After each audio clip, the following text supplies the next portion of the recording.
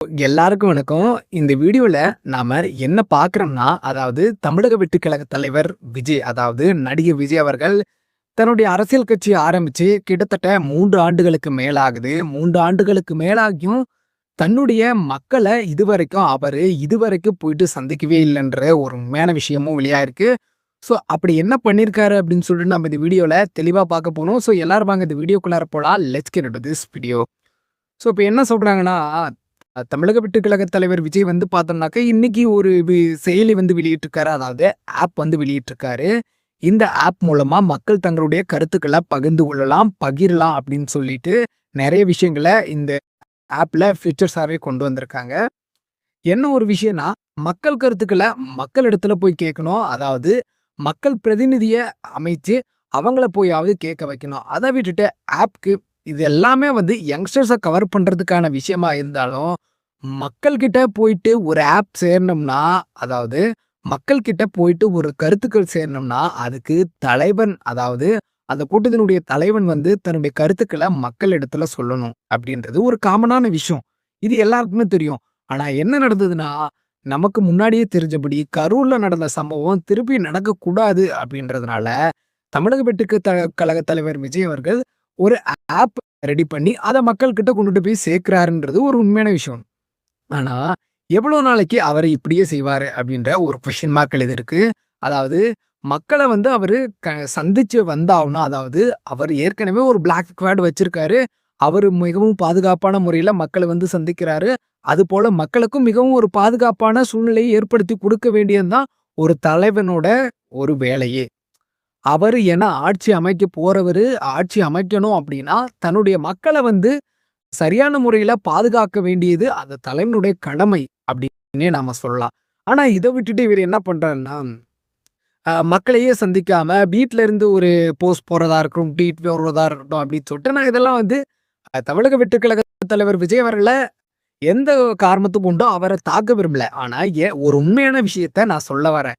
அதாவது வெளிய வந்தா அப்படி ஆயிருது, இப்படி ஆயிருது அப்படின்ற ஒரு ஃபேக் கம்ஃபோர்ட் ஜோன முதல்ல தமிழக வெற்றிக் கழக தலைவர் விஜய் அவர்கள் அந்த ஜோன வந்து உடைக்கணும் அப்படின்னு சொல்றேன். ஏன்னா, அப்படி விட்டு வெளிய வந்தா அவருக்கு இருக்க மெஜாரிட்டி வோட்ஸ் வந்து இன்னுமே அவருக்கு ரொம்ப அதிகமாகலான்னே சொல்லலாம். ஏன்னா, அவரு வெரி அப்போசிஷன் பார்ட்டிஸ், அதாவது ஓபிஎஸ்ஸா இருக்கட்டும், ஸ்டாலினா இருக்கட்டும், அவங்க 2 பேருமே விஜய் என்ன சொல்றாங்கன்னா, விஜய் வந்து வெளிய வந்து பார்க்கணும், வெளிய வந்து மக்கள் கிட்ட சந்திக்கணும், மக்கள் சந்திப்பு நடத்தணும், பிரஸ் மீட் நடத்தணும்னு சொல்லிட்டு கன்டினியூஸா அவங்களுடைய கருத்துக்கள வச்சிட்டு இருக்கும்போது, தமிழக வெற்றிக் கழக தலைவர் விஜய் அவர்கள் அட்லீஸ்ட் இந்த பிரஸ் மீட்டு மக்கள சந்திக்கலனாலும் ஒரு கூட்டத்தையாவது கூட்டிக்கிட்டே இருக்கணும். ஏன்னா, ஆ எலக்ஷனுக்கு இன்னும் 2 மாசம் காலங்கள் இருக்க வேண்டிய வேளையில, இன்னும் ஒரு தலைவர் மக்களையே சந்திக்காத தலைவர் எப்படி ஓட்டு போட முடியும் அப்படின்றது. ஓகே, அஃப்கோர்ஸ் இந்த ஃபேன் பேஸ் எல்லாம் வந்து தமிழக வெற்றிக் கழக தலைவர் விஜய் அவர்களுக்கு ஓட்டு போடுவாங்கன்ற பட்சத்துல, அத மட்டுமே அவர நம்பி ஆட்சி அமைக்க முடியும்னு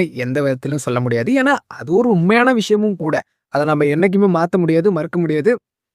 ஏன்னா, விஜய் தன்னுடைய கம்ஃபோர்ட் ஜோன விட்டு எப்போ வெளிய வராரோ, அப்பதான் அவருடைய ஓட் பேங்க் ஆனது வந்து பார்த்தோம்னாக்க, இன்னுமே ரொம்ப அதிகரிக்கும்னு சொல்லலாம். ஏன்னா, இப்போ ஓபிஎஸ் என்ன சொல்றாருன்னா, அதாவது நம்ம எடப்பாடி பழனிசாமி அவர் என்ன சொல்றாருன்னா, இந்த மாரி மக்களையே வந்து சந்திக்கிறதில்ல. அப்படிப்பட்ட தலைவர்கள பத்தி நாம ஏன் பேசணும்? அவர் முதல்ல மக்கள சந்திக்கட்டும் அப்படின்ற மாரி பேசுறாரு. இப்போ நம்ம ஒரு காமனான ஒரு விஷயம் வரட்டுங்க. அதாவது சீமானாக இருக்கட்டும், ஸ்டாலினாக இருக்கட்டும், அதாவது ஸ்டாலின் சாரா இருக்கட்டும், ஓபிஎஸ் சாரா இருக்கட்டும், இவங்க எல்லாருமே வந்து ஒரு ஃபெமிலியரான லீடர்ஸ்ன்னு வச்சுக்கோங்களேன். இவங்க எல்லாருமே மக்களையும் சந்திப்பாங்க. பிளஸ் இப்போ சிஎம் ஸ்டாலின் வந்து மக்கள அதிகமா சந்திக்க முடியாது. ஏன்னா, அவரு மக்கள் பணிகள்ல அதிகமா நெறைய கூட்டங்கள் நடத்துது அப்படின்னு சொல்லிட்டு ஒரு சிஎம்மால அடிக்கடிக்கு மக்கள் சந்திப்பு நடத்த முடியாது. ஒரு எதிர்க்கட்சி தலைவரா இருக்கும்போது, அவரு தொடர்ந்து மக்கள சந்திச்சுட்டு இருந்தாரு. அதுபோல தான் இப்போ எடப்பாடி பழனிசாமி அவர்களும் மக்கள அதிகமா சந்திக்கிறாரு, கூட்டங்கள நடத்துறாரு, மக்கள் கிட்ட இருக்கிற பிரச்சனைகள கேட்கிறாரு. அத குறைகள தீர்க்கிற விதமா அறிக்கைகள வெளியிட்டு பிரச்சாரம் பண்ணிக்கிட்டு இருக்காரு. ஸோ இதுதான் ஒரு எதிர்க்கட்சி தலைவரா எடப்பாடி பழனிசாமியோட வேலை. பட் ஆனா, இங்க விஜய் என்ன பண்றாருன்னா, அந்த இடத்துல ஃபுல்லாவே மொட்டைய விடுறாருன்னே சொல்லலாம். ஏன்னா, இப்போ ஒரு எதிர்க்கட்சி தலைவர் அப்படின்னா, தன்னுடைய ஒரு மக்கள் கிட்ட இருந்து, ஒரு தொண்டர்கள் கிட்ட இருந்து அதிகப்படியான கருத்துக்கள வந்து அவங்ககிட்ட போய் சேர்க்கணும். அதுதான் ஒரு உண்மையான விஷயமும் கூட. அத விட்டுட்டு அவரு இருக்கிற ஏடிஎம்கே மேலயும் குறை சொல்றாரு, டிஎம்கே மேலயும் குறை சொல்றாரு அப்படின்றது ஒரு காமனான விஷயம். அது வந்து அரசியல் ஆதாயத்துக்காக அப்படி பேசப்படுறாருன்னு உண்மையாவே இருக்கட்டும். ஆனா, இவர் என்ன பண்ணணும்னா, இவர் ஸ்ட்ராங்கா இன்னும் வெளிய இறங்கி வரணும். வெளிய இறங்கி வந்து தன்னுடைய கருத்துக்கள சொல்லணும். மக்கள் கிட்ட வந்து போயிட்டு சேர்க்கணும். அதுதான் வந்து ஒரு உண்மையான தலைவனுக்கும், ஒரு பணிக்கும் வந்து அழகா இருக்கும். அரசியலுக்கும் அதுதான் அழகு சேர்க்கும். தன்னுடைய வாக்குகளையும் வந்து அறிவிக்கலாம். அத விட்டுட்டு இந்த மாரி நாங்க ஆட்சி அமைப்போம் அப்படின்னு சொல்றது எல்லாமே ஒரு புதிய அரசியல் கட்சி தன்னுடைய அரசியல் ஆதாயத்திற்காக பேசதான் செய்வாங்க. இப்படி சொல்லிட்டு என்ன சொல்றேன்னா, இப்ப விஜய் அதாவது நடிகர் விஜயா இருக்கட்டும், தமிழக வெற்றிக் கழக தலைவர் விஜயா இருக்கட்டும், அவர வந்து பார்த்தீங்கன்னாக்கா மக்கள சந்திக்கணும் அப்படின்னு சொல்லிட்டு இந்த வீடியோல வந்து நிவாக்கிறேன். Thank you.